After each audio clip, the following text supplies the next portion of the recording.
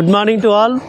ప్రియులారా, పరమతండ్రి రక్తంతో విమోచింపబడిన ఆయన స్వాస్థ్యమైన జనాంగమా, పరమతండ్రి అనుదినము కూడా మనల్ని అనుదిన కృపావాక్యం చేత ఆత్మీయంగా బలపరచబడుతున్న ఆయన బలం ఇస్తున్నాడు కదా, ఆ బలాన్ని మనం పొందుకుంటున్నాం కదా.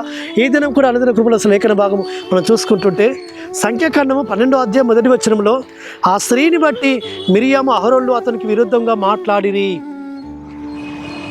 మోషే కూషు దేశపు స్త్రీని వివాహం చేసుకున్నందున మిరియాము అహరోన్లు మోషేకు విరుద్ధంగా సనుగుతుకుంటూ వచ్చారు.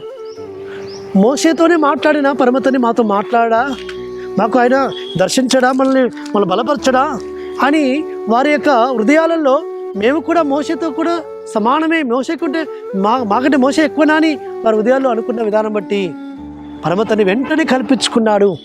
వారిని ఆయన సన్నిధికి రమ్మన్నాడు. వారు ఆయన సన్నిధికి వచ్చినప్పుడు మోషేకు విరుద్ధంగా మాట్లాడుకు మీరు ఎలా భయపడలేదు? మోషేతో నేను ముఖాముఖిగా మాట్లాడతాను కదా. ఒక ప్రవక్త ఉంటే ఓ ప్రవక్తతో నేను కళల ద్వారా స్వప్నాల ద్వారా మాట్లాడతాను, కానీ మోషేతోనైతే నేను ఒక ముఖాముఖిగా మాట్లాడుతున్నాను. మోషే నా ఇల్లంతలో నమ్మకమైన వాడు అని మిరియాను అహరోన్ల మీద కోపగించుకొని ఆ మిరియామును కుష్ఠవ్యాధికి అప్పగిస్తూ వచ్చాడు తండ్రి. కాబట్టి చూడండి, ఆయన సేవకులకు వ్యతిరేకంగా, ఆయన నామంలో పరిచయం చేస్తున్న వారికి వ్యతిరేకంగా మనం మాట్లాడిన ప్రతి మాట, సనిగిన ప్రతి సనుగులు ఆయన సన్నికి చేర్చబడతాయి సుమా. సేవకులకు తెలియపరచబడకపోవచ్చు, సేవకులకు తెలియకపోవచ్చు, కానీ ఏ లోకమైన యెహోవాకు తెలుస్తుంది. మన హృదయంలో సనిగిన సనుగులు, మనం మాట్లాడిన ప్రతి మాట ఆయన సన్నికి చేర్చబడుతుంది సుమా.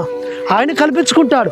సేవకుల పక్షాన ఆయన వాద్యం ఆడతాడు. ఎందుకంటే వారు ఆయన నామాన్ని బట్టి సేవ చేస్తున్నారు, ఆయన బట్టి సేవకులుగా ఉన్నారు. కాబట్టి మోషే ఆయన ఇల్లంతతో నమ్మకంగా ఉన్నాడు, సాత్వికుడిగా ఉన్నాడు. కాబట్టి పరమతని మోషే పక్షమున మిరియాను అహరోనుల మీద ఆయన కోపగించుకున్నాడు.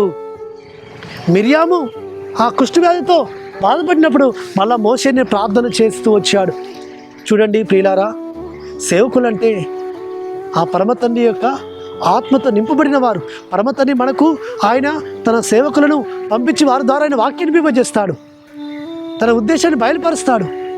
ఆయన ప్రతినిధులుగా వారు ఉన్నారు. కాబట్టి సేవకులకు విరుద్ధంగా సనగకూడదని, సేవకుల విరుద్ధంగా మాట్లాడకూడదని, సేవకుల విరుద్ధంగా ఆలోచన చేయకూడదని ఈ వాక్యం ద్వారా మనం నేర్చుకుంటున్నాం. కాబట్టి అట్టి విధంగా పరిశుద్ధాత్మ మనల్ని తన సేవకులకు అనగా తన పరిశుద్ధాత్మకు ఆనందకరమైన జీవితంలో మనల్ని జీవింపచేయను గాక. ప్రార్థన చేసుకుందాం. పరలోకమందున్న మా తండ్రి, సర్వోన్నత జీవాధిపతి, మోషేకు విరుద్ధంగా మిరియాము అహరోను లేచినప్పుడు ఏ విధంగా మీరు వారి మీద కోప్పడుతూ వచ్చినారు అయ్యా, మీరు మాకు తెలియజేస్తున్నారు. అట్టి విధంగా మేము అయ్యా నీ సేవకుల విరుద్ధంగా మేము మాట్లాడకుండానట్లు, సనవకుండానట్లు సాయం చేయమని ప్రార్థిస్తూ మానశకుడు విమోచకుడు నజరేయుడైన యెహోషువ మెస్సియా అతి పరిశుద్ధమైన నామమున స్తుతించి ప్రార్థించి వేడుకుంటున్నాము తండ్రి. ఆమేన్. సర్వోన్నతుడు సర్వాధికారిని యెహోషువ మెస్సియా కృపా కనికరము నిరంతరం మనకు తోడుగా ఉండి ఆయన మనం బలపరచును గాక. ఆమేన్.